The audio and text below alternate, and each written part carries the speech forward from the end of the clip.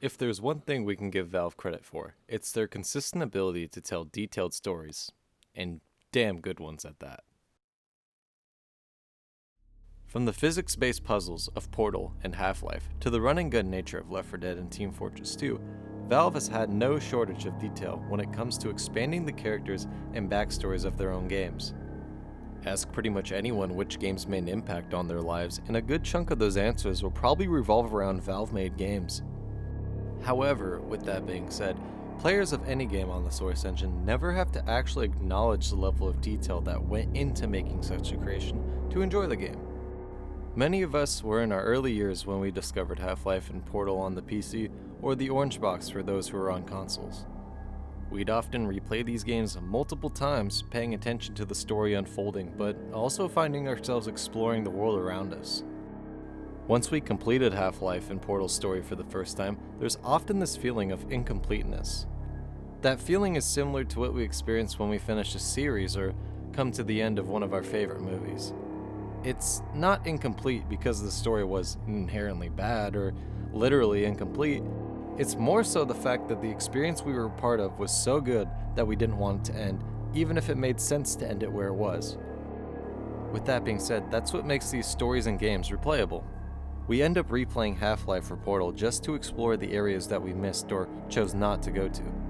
We put our detective caps on and sniff around for clues and Easter eggs to add to our understanding of the game's story and universe behind it.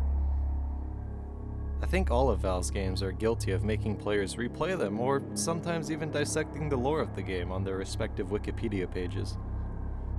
However, one game in particular has personally made me guilty of this behavior. That would be Valve's newest title, Half-Life Alyx. Half-Life Alyx, in my opinion, sets the bar when it comes to sidetracking players from the main story because of how much detail is prevalent throughout the game. Don't get me wrong, I still feel immersed while playing, especially since the game is VR driven, but I often find myself spending absurd amount of time in seemingly meaningless areas of the game just to explore the detail that Valve has put into their creation. For the first time, it feels like the order is reversed. Instead of playing through the game's story and going back to explore for Easter eggs and find hidden crawl spaces, I'm pushing aside the main objective to crouch down and marvel at the details of a dead Combine grunt's face, or the underside of a headcrab. The great part about this is that despite these interruptions, they are ones that fans and myself welcome with open arms. Instead of plowing through the game in a day or two, I find myself slowly progressing through the story over the periods of months, treating the game like a fine whiskey and pouring myself a glass once every week. I have seldom experienced such an attitude towards a game where I actually enjoy playing it over longer periods of time, not only because I don't want it to end, but also because I'm still unpacking all of the small details the game has to offer.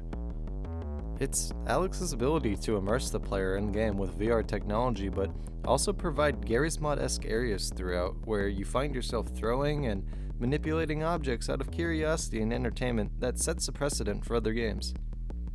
It's one thing to stop and appreciate such details out of your own volition, but when a game, and not just any game, but one that is a continuation of the Half-Life series, has such groundbreaking physics and details that it forces you to pay attention to them instead of progressing through the story, it's that right there which amazes me and hopefully others who have experienced Alyx in its entirety.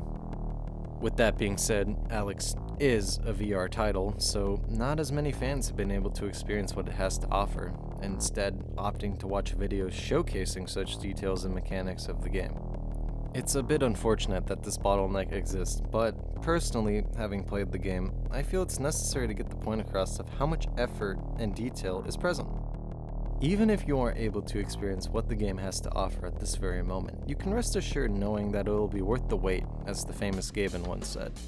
Even if you've already watched everything there is to watch about Alyx and have spoiled the plot for yourself, you won't be able to spoil the experience of how detailed and polished the game is without playing it yourself. With that being said, I end on the note that Alyx has changed the way I play not only itself, but other games. Game development is a cooperative work of art that allows expression through world building. Alyx is one of those few games that has made me understand such the statement.